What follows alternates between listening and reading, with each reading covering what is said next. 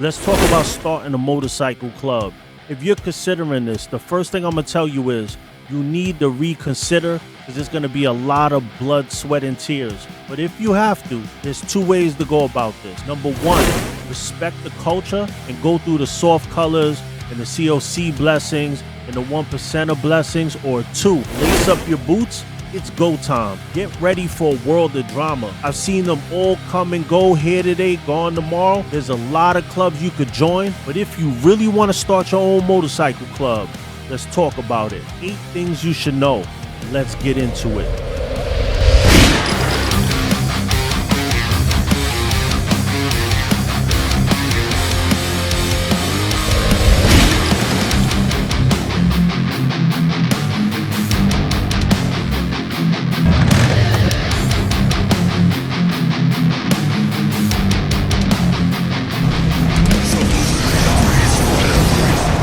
Number one, you will have to wear soft colors for a year. If you want to start a motorcycle club, there's a possibility that you're going to have to wear soft colors for a year. If you don't know what soft colors are, that means no vests, t-shirts, hoodies, crew necks, hats, whatever it may be with your insignia. It shows the other clubs that you're willing to respect the culture, pay your dues, and do it the right way. You're in it for the long haul. Let's assume you want to start a motorcycle club and you want to do it the right way. You're gonna want to go to a COC, sit down with one of the bigger clubs and figure out the proper way to do this. If they like you, which is not a given, depending on what state you live in, let me know what state you live in the comments. They most likely will tell you you have to wear soft colors for a year. When you show up to this meeting, please do not show up with your vest with patches already on it. That is basically like making a statement and saying that you already started the club, and that will end up getting you stripped by the bigger clubs. Reason being, those colors or color scheme could be a rival MC's colors. And think about it, you don't want to be a brand new motorcycle club riding around looking like the biggest club in your territory's enemy. Or it could be their colors and they only want their support clubs to have the same color scheme. There's many reasons why you should talk to them about your club's name and colors. Plus, you want to be your own original group and not look like anyone else. Number two, you will have to sit down with bigger clubs. Starting a new motorcycle club is something that many want to do, but sitting down with storied 1% clubs and outlaw clubs is not fun for any new motorcycle club. But it's part of the game. It's showing them that you got balls enough to sit down with them. You respect the culture. If you're a new club and you're sitting down with a bigger club, put the ego to the side. Look at it like you're gaining a mentor. We want to do things the right way and earn respect. You guys are the ones that have been out here doing this for years, and we want to learn from the best. They will be impressed. A lot of people just want to put on their patches and not get beat up for doing so. But if you go in with that mentality, they're looking at it like, oh, they have something to offer the game. So this mentor mentality could turn them into a brother club someday in the future. Sometimes they'll ask you to be a support club. That's a situation depending on what state you live in and what your club and the brothers that you're gonna form this club with, what they're built for. If they're not built to be a support club and run around and do things for that bigger club, just tell them you're not built for it. Number three, if you don't sit down with a COC or a bigger diamond club, prepare for problems. Starting a new motorcycle club, there are clubs that just pop up and they say, I don't care about the culture, I don't care about the rules, I'm not asking permission for anything. This is the worst thing to do. When you do that, you already know what time it is. When you do this, understand that you're putting a huge target on your back.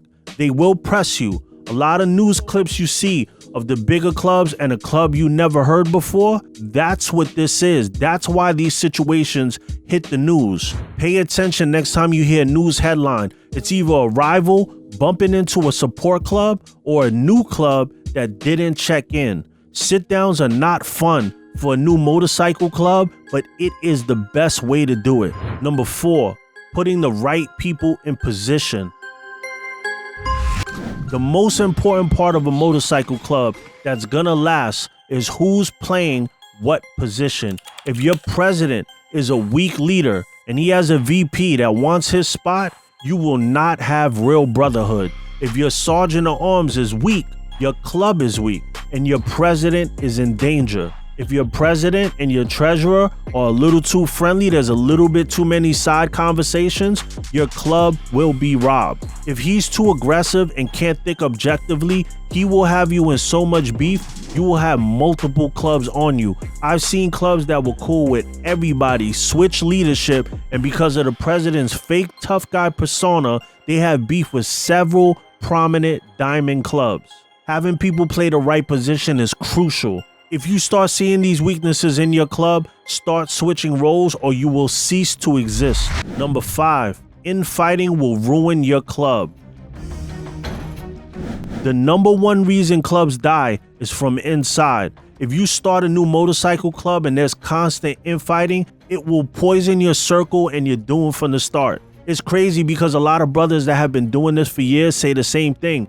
It seems like you can't get more than 5 guys in the same room without someone breaking out into a fight or an argument. People understand strength in numbers, but don't see how they take part in making those numbers smaller.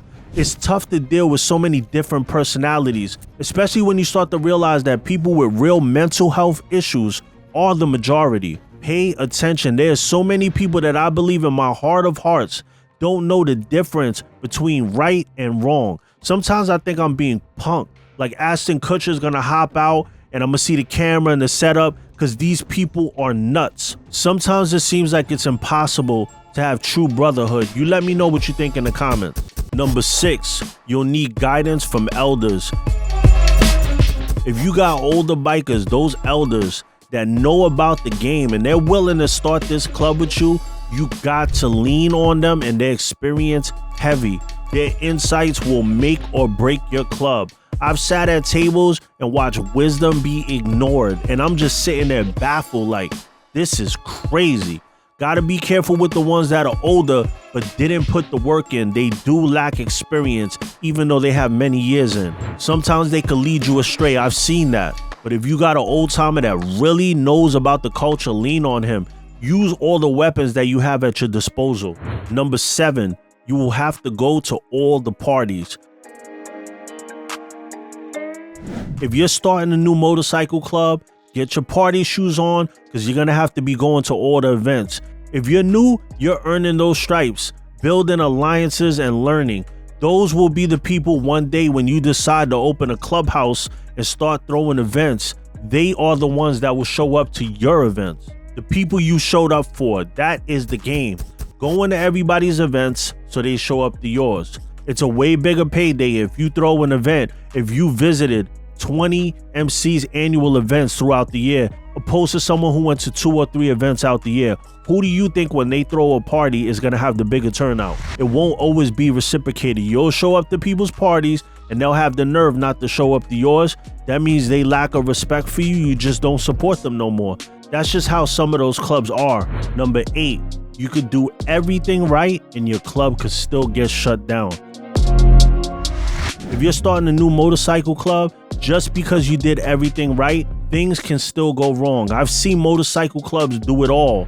Sit down with the bigger club in the area, go to events, pay some dues, and still get told that they can't open up their club. It really depends on what area you live in and what the politics are on the streets at the moment. If there's an ongoing rivalry and the bigger clubs are hit, they might not want anybody to open a new club. You gotta prepare yourself for that. Also, if you're really against being in a support club and you're in a state where the Diamond Club only does support, you either support or you can't open up shop.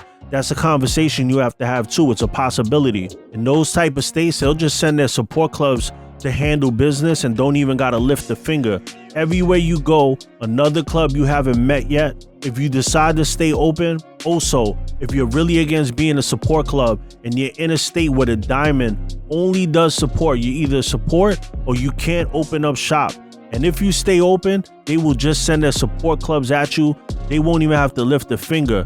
Everywhere you go, another club you haven't met yet will have a green light on you. If you have any stories about starting your own motorcycle club, let me know in the comments. And if you have any questions about starting an MC, Let me know in the comments. If you're a MAGA head, we got the MAGA skull stickers right now. You could get those on www.demonsroad.com. They're like $3. I thought it was funny to do the skull with the MAGA. And get your Ghostavelli motorcycle rider mask now. They're on the website. I got another video called 8 Motorcycle Club members you will meet. Check that out. And we ghosting, baby.